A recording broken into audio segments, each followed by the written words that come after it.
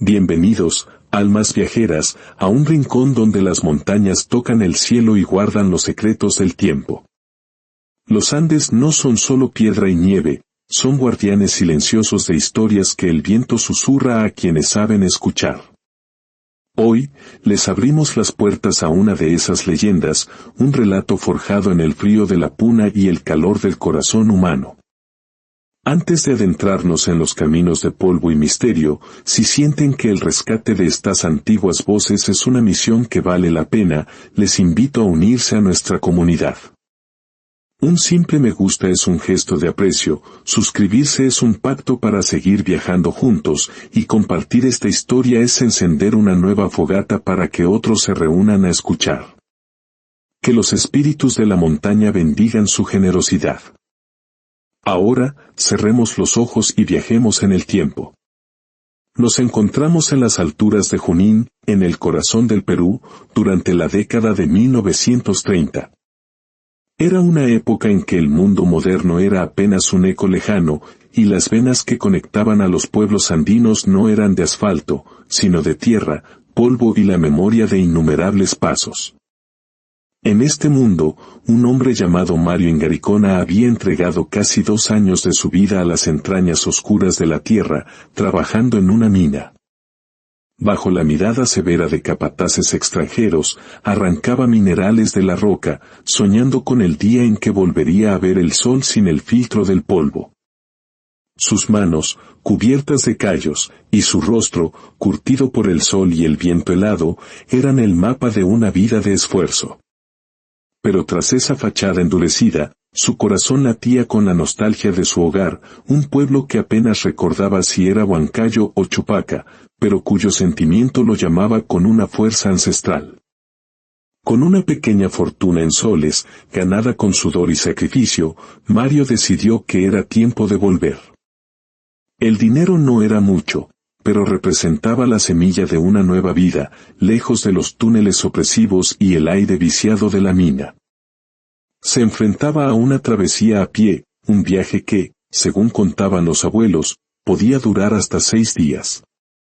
Al alba de su partida, mientras el sol comenzaba a pintar de oro los picos nevados, Mario se despidió. Colgó a su espalda un atado de aguayo, ese tejido vibrante que es mucho más que una bolsa, es un símbolo de identidad, un abrazo de lana tejido por manos de madre o tía.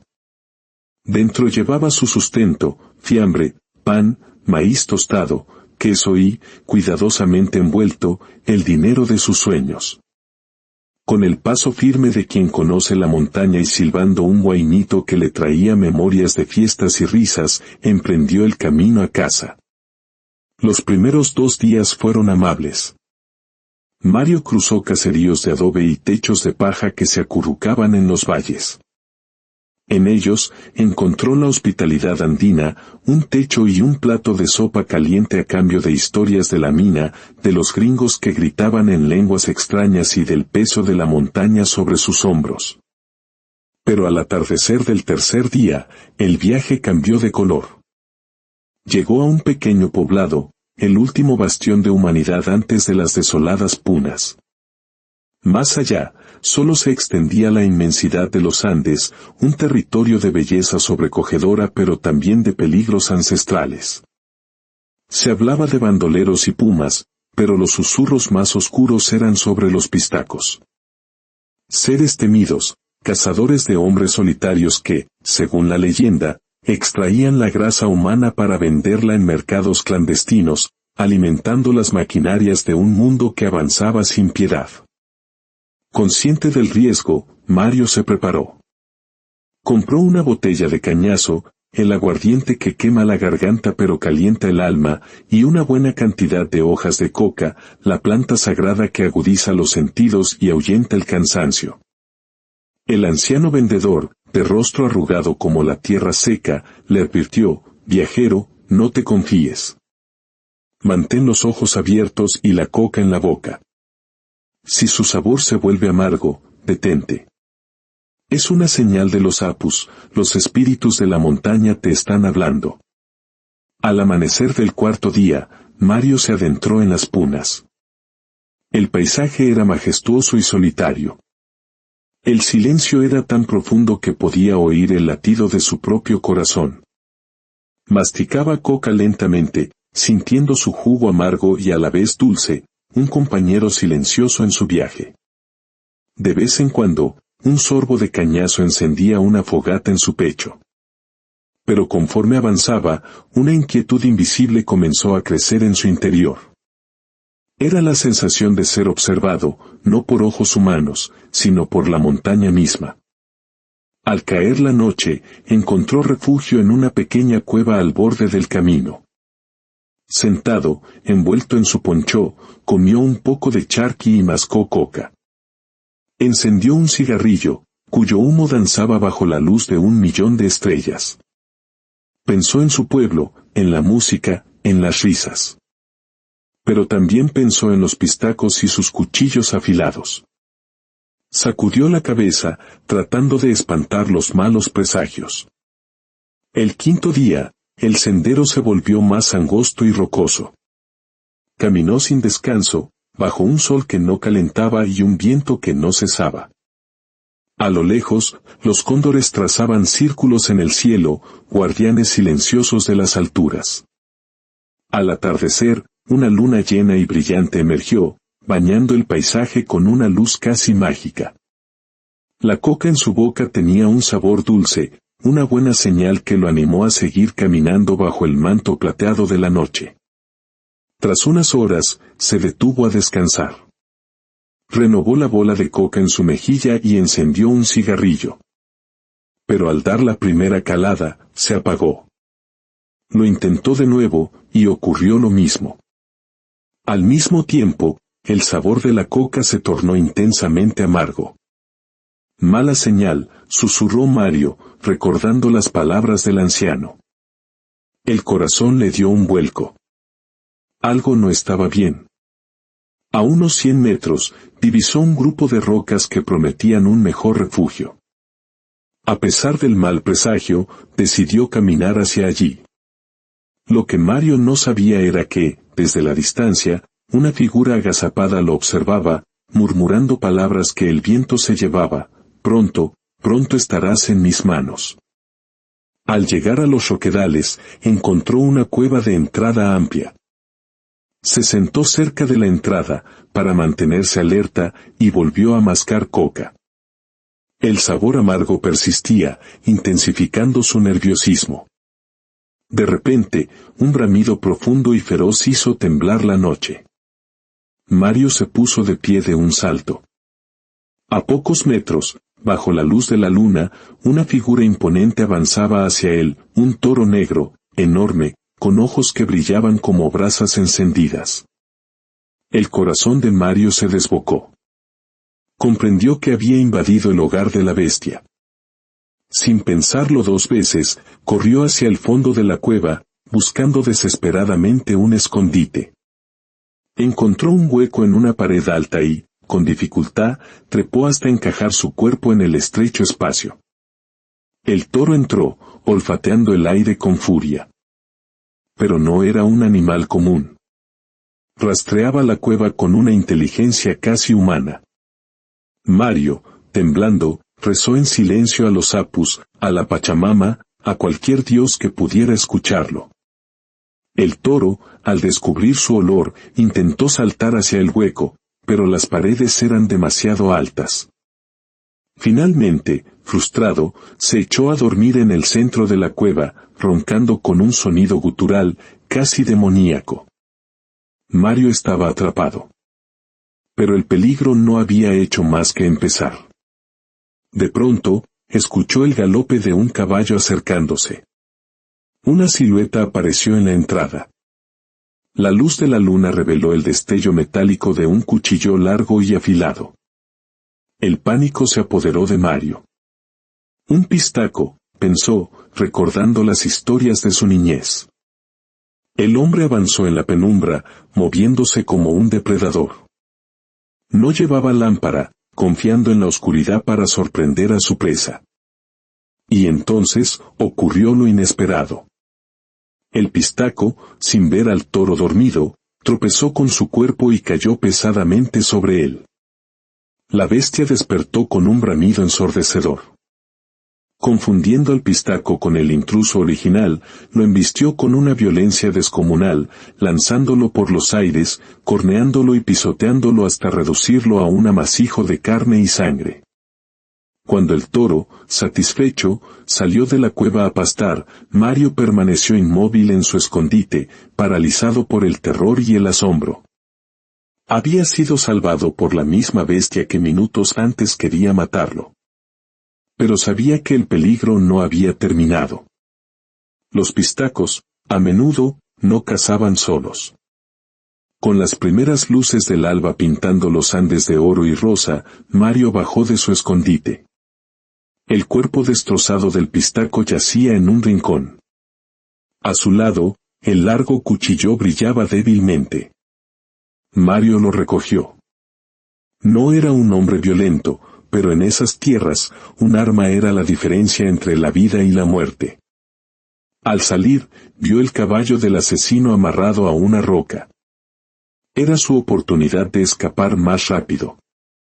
Recordó que los caballos de los pistacos eran tan salvajes como sus dueños, así que, con repulsión, volvió a la cueva y le quitó el poncho al muerto.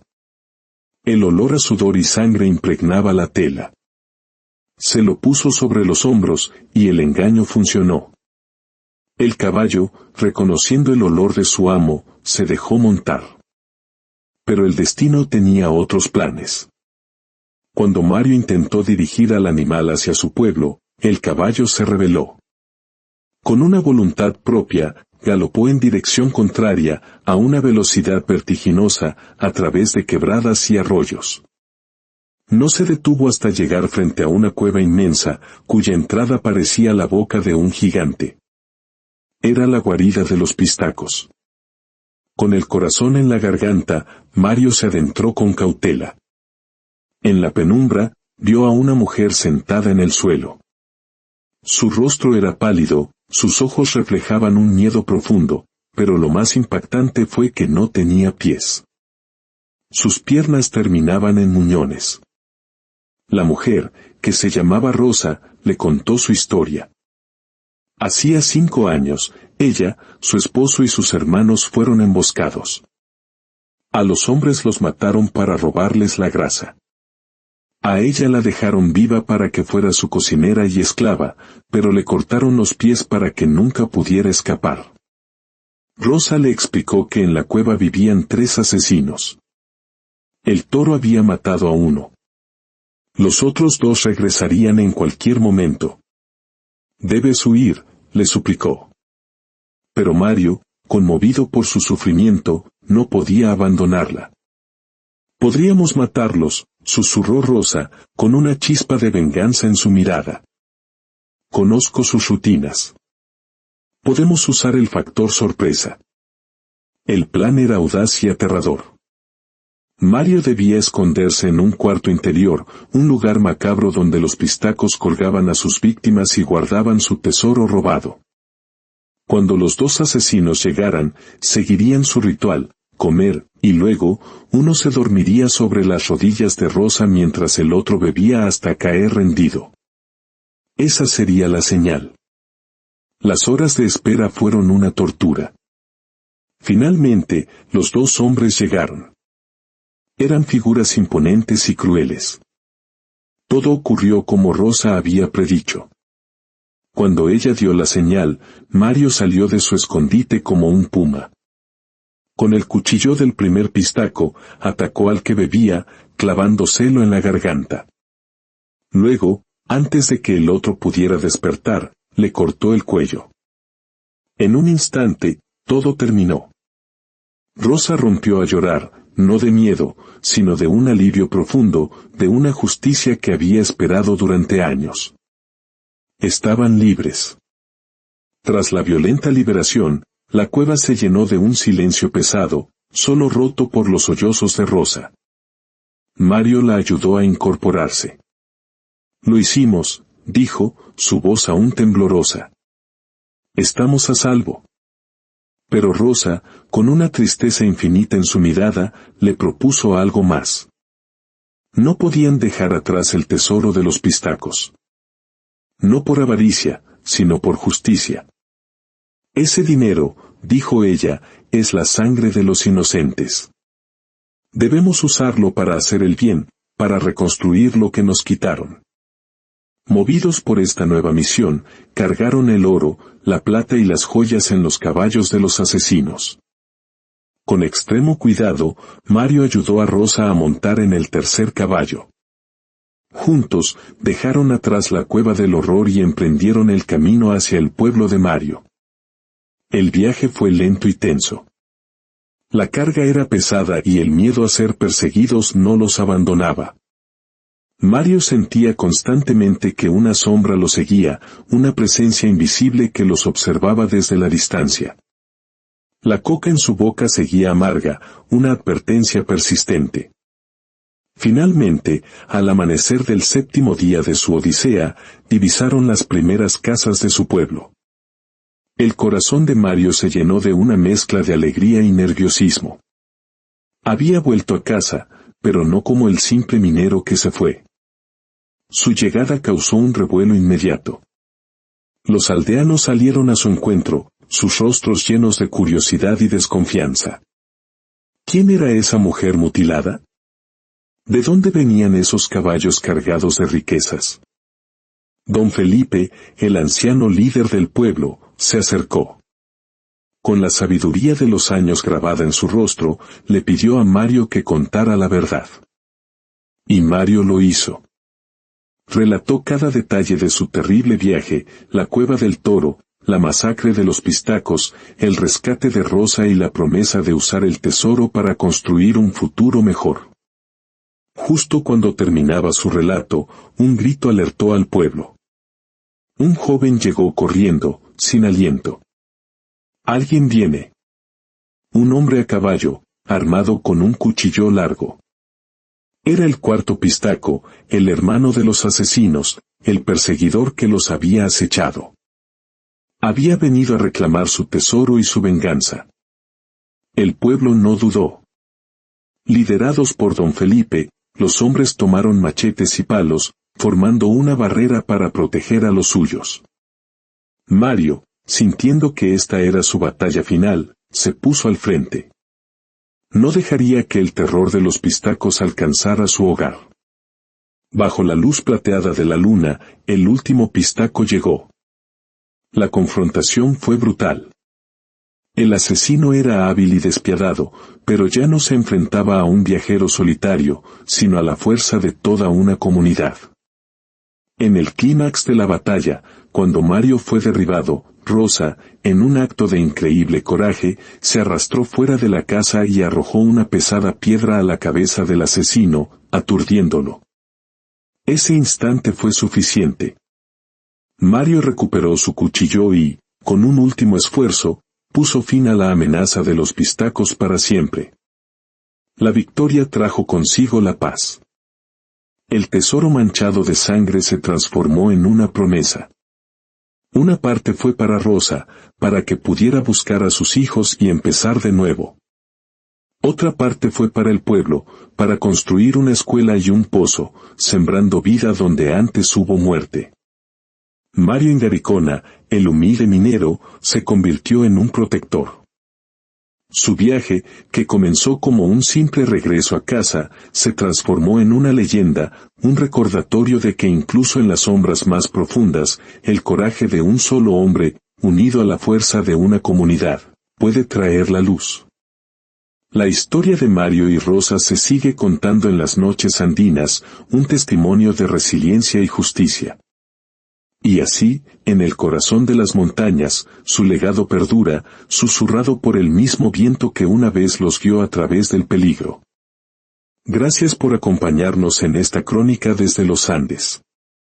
Que las historias de nuestros ancestros nos recuerden siempre la fuerza que reside en nuestro interior y el poder que encontramos cuando nos unimos. Si este relato ha tocado tu espíritu, compártelo, para que la voz de las montañas siga resonando a través del tiempo y las fronteras. Que tu camino esté siempre protegido y tu corazón lleno de coraje. Hasta nuestro próximo viaje.